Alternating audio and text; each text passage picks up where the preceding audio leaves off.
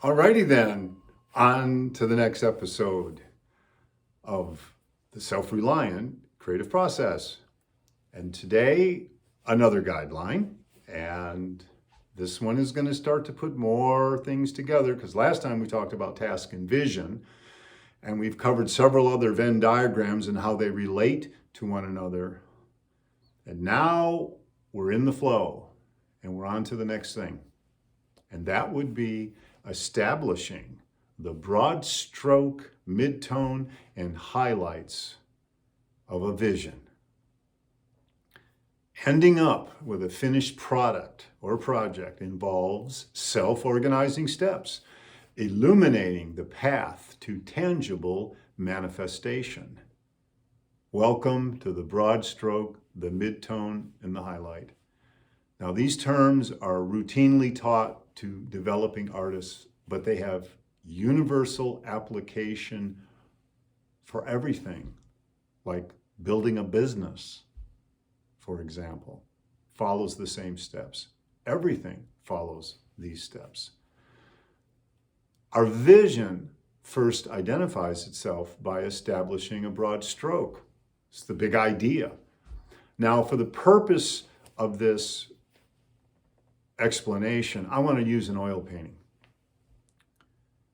So I'm going to ask a broad stroke identifying question. Are we painting a portrait or a landscape? Survey says we're painting a landscape. Okay, so once we've chosen the landscape, let's clarify what the landscape contains. How about trees and a river? All right, we just established the midtone. Trees and a river based on a broad stroke, painting a landscape. Now we add some highlights. Are the trees oak trees, pine trees? What kind of trees? Because that's going to govern the leaf or the needle to be consistent with that species of tree. So our broad stroke, painting a landscape, now includes the midtones of trees and a river and some highlights, the actual species of the trees themselves. Same with the river. Rocks at the bottom of the river create midtones. What kinds of rocks? Round and sparkly? Okay, there's your highlight. So we start with the broad stroke, go further, midtones, go further, highlight. Now, when you come up with something and you have a fantastic broad stroke, it's going to contain a fair amount of the midtones and highlights right out of the chute, right from the start. And I can't think of a better example of that than Mozart. Mozart, he exemplifies someone approaching a project with the broad stroke, midtone, and highlights already in place. And that was part of his genius, is he possessed the complete idea right from the start and the ability to transcribe it in exact sequence and order. No editing or further work. Now, I've written a fair number of songs in my life, and I'm here to tell you, I get the big idea, and then I start editing, and I start adding and subtracting and changing. And that's because my broad stroke might be decent, but it's not including all the midtones and highlights. But that is not how Mozart operated. He got it all, boom. And he wrote it down once. He didn't edit, and he didn't spell check or any of that. One time, because his broad stroke contained all the midtones and highlights.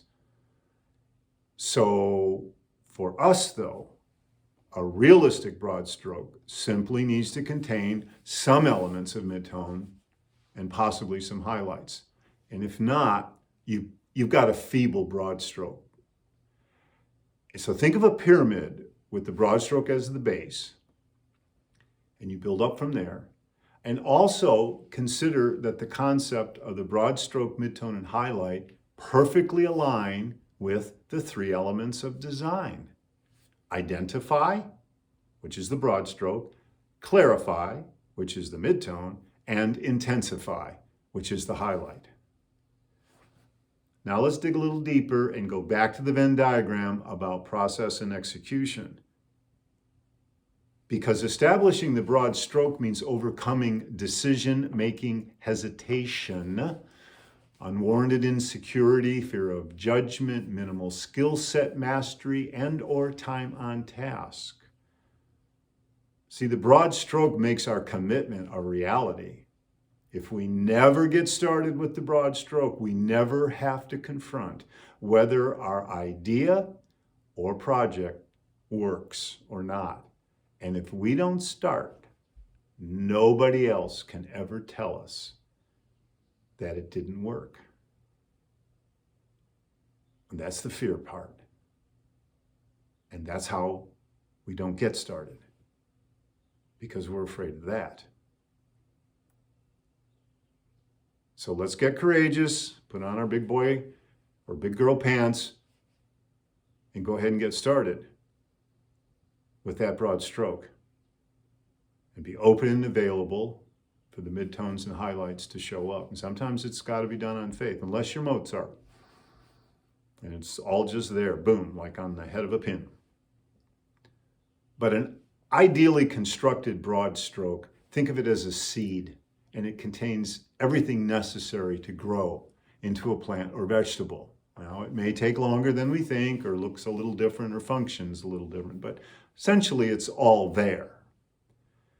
So fear, denial, insecurity, and limited skill sets, they all awaken when first engaging our broad stroke.